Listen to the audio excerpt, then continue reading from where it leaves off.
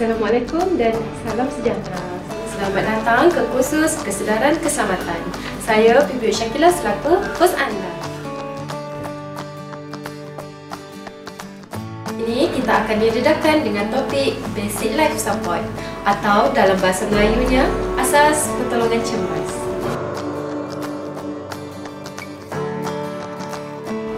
Di dalam topik ini terdapat 3 subtopik. Subtopik yang pertama, CPR. Subtopik yang kedua, choking. Dan subtopik yang ketiga, pendarahan.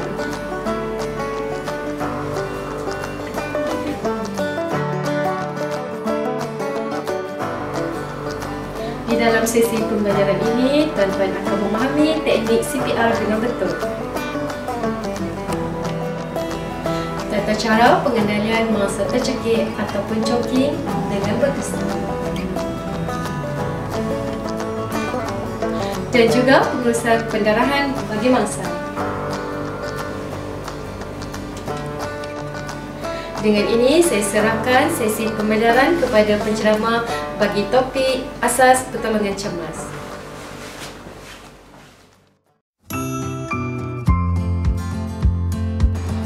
CPR adalah satu kaedah pemulihan rentak jantung dan pernafasan melalui langkah-langkah tertentu. Mangsa yang memerlukan CPR adalah mereka yang mendapat cardiorespiratory arrest, jantung dan pernafasan terhenti, yang mungkin boleh disebabkan oleh penyakit tertentu. Contoh, serangan jantung atau kemalangan tertentu. Contoh, renjatan elektrik atau pendarahan yang banyak. Langkah 1. Bila melihat mangsa yang pingsan atau tidak sedar, kolaps, pastikan tiada keadaan yang berbahaya di sekeliling. Look out of danger. Hapuskan unsur berbahaya sebelum memberikan bantuan kepada mangsa. Contoh, wayar elektrik hidup perlu dimatikan. Atau, jauhkan mangsa daripada bahaya. Contoh, pindahkan mangsa kemalangan ke tepi jalan. Langkah 2. Periksa respon mangsa dengan menanyakan "Hello, hello, are you okay?" atau dalam bahasa yang difahaminya, verbal stimulus. Jika tiada respon, cuba tepuk bahu mangsa berulang-ulang kali, pin stimulus. Sekiranya masih tiada respon, terus ke langkah 3. Langkah 3. Panggil nombor bantuan kecemasan 999 untuk mendapatkan bantuan paramedik dan ambulan. Sekiranya ada rakan lain, mohon bantuan untuk memanggil 999 dan untuk mendapatkan AED, Automated External Defibrillator. Setelah bantuan dipanggil, terus ke langkah 4. Langkah 4. Airway atau salur pernafasan. B. Breathing, pernafasan. Buka salur pernafasan airway mangsa dengan menggunakan teknik head tension lift. Periksa sama ada mangsa mempunyai tanda-tanda hidup yang lain selain daripada respon. Periksa untuk pernafasan, breathing, dengan melihat muka, leher dan dada. Tidak lebih dari 10 saat. Langkah 4. Compression. Lakukan CPR, berikan kompresi dada. Ciri-ciri tekanan dada yang berkualiti tinggi adalah A. Tekanan dada dilakukan pada tengah bahagian dada, di atas tulang sternum, palm of sternum. B. Siku lurus dan dikunci, elbow straight. C. Bahu dalam kedudukan 90 darjah di atas dada mangsa, shoulder over chest. D. Tekanan dilakukan sedalam sekurang-kurangnya 2 inci atau 5 sehingga 6 cm atau 1/3 kedalaman dada. Push hard. E. Tekanan dilakukan pada kadar 100 sehingga 120 kali seminit. Push fast, tetapi mestilah memenuhi syarat F di bawah. F. Tekanan perlu dilakukan dengan membenarkan dada kembali semula sepenuhnya ke posisi asal sebelum tekanan yang berikutnya. Allow complete chest recall prior to the neck compression. Allow full chest recall. Minimalkan gangguan ketika tekanan dada. Minima interruption. Ciri-ciri tekanan dada yang berkualiti tinggi adalah Kedudukan tapak tangan pada tulang sternum. Bahu dalam kedudukan 90 darjah atas dada mangsa dan siku lurus. Kaedah CPR 30.2. Kaedah ini memberi bantuan pernafasan menggunakan pocket mask atau back valve mask sebanyak 2 kali setelah melakukan 30 tekanan dada mengikut kitaran untuk mengekalkan saluran pernafasan mangsa sentiasa terbuka. Masukkan oropharyngeal airway ke dalam mulut mangsa.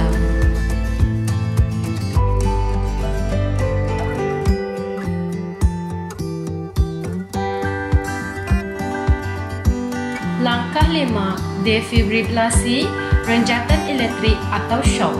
Sekiranya terdapat alat AED atau PAD, Public Access Defibrillator, ia perlu dipasangkan kepada mangsa secepat mungkin. Hidupkan tekan butang on alat AED dan ikut arahan seterusnya. Sekiranya AED mengesyorkan untuk memberi shock, tekan butang shock dan terus sambung melakukan tekanan dada. Proses ini akan berulang dalam kitaran 2 minit. AED akan mengulangi proses assessment of cardio rhythm. Sekiranya AED tidak mengesyorkan shock, periksa mangsa untuk tanda-tanda nyawa. Contoh, periksa nadi karotid atau lihat untuk tanda-tanda pernafasan. Sekiranya ada tanda pernafasan, letakkan mangsa dalam keadaan posisi recovery. Sekiranya ada nadi dan tiada tanda pernafasan, berilah bantuan pernafasan sahaja. 1 pernafasan setiap 5 sehingga 6 saat. Sekiranya tiada nadi dan pernafasan, terus lakukan kompresi dada sehingga 2 minit seterusnya dan ikuti arahan AED. Langkah 6. Sekiranya terdapat tanda-tanda kehidupan di atas, letakkan mangsa dalam posisi pemulihan, recovery position. Langkah 7. Periksa mangsa setiap 2 minit untuk tanda-tanda kehidupan. Sekiranya tiada tanda, respon dan pernafasan, ulangi semula langkah 4.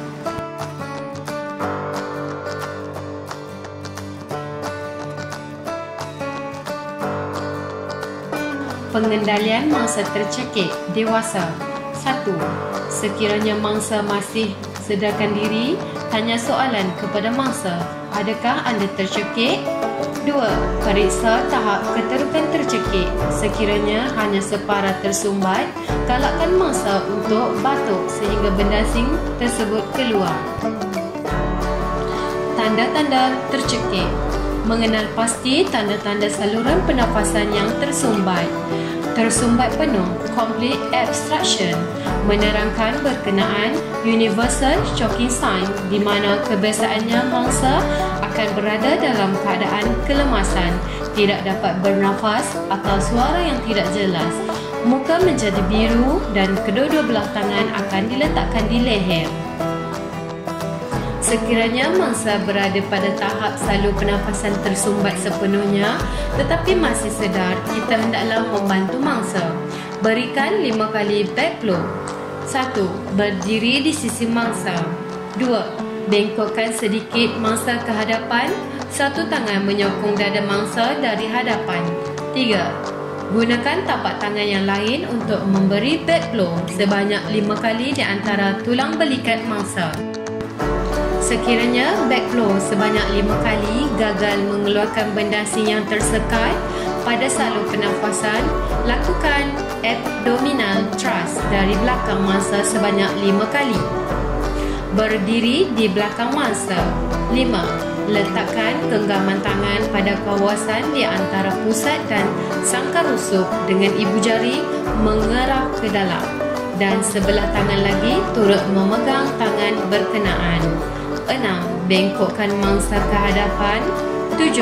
Genggam tangan tersebut dan tolak dengan kuat ke arah dalam dan ke atas untuk mengeluarkan benda asing. 8. Lakukan sehingga benda asing terkeluar atau tidak lebih dari 5 kali tolakan. Sekiranya tiada benda asing yang keluar, ulangi perbuatan back blow sebanyak 5 kali dan diselang-seli dengan perbuatan abdominal thrust sebanyak 5 kali. Sekiranya mangsa tidak sedarkan diri sewaktu melakukan back blow atau abdominal thrust, letakkan mangsa di tempat yang rata dalam keadaan terlentang, minta bantuan dan panggil ambulan. Mulakan CPR tekanan dada secara berterusan selama 2 minit. Periksa dalam mulut mangsa untuk melihat sama ada benda asing sudah keluar.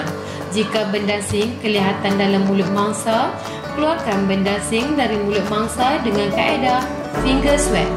Beri hembusan pernafasan dan lihat pergerakan dada. Jika ada pergerakan dada, bermakna benda asing sudah terkeluar. Letakkan mangsa pada recovery position.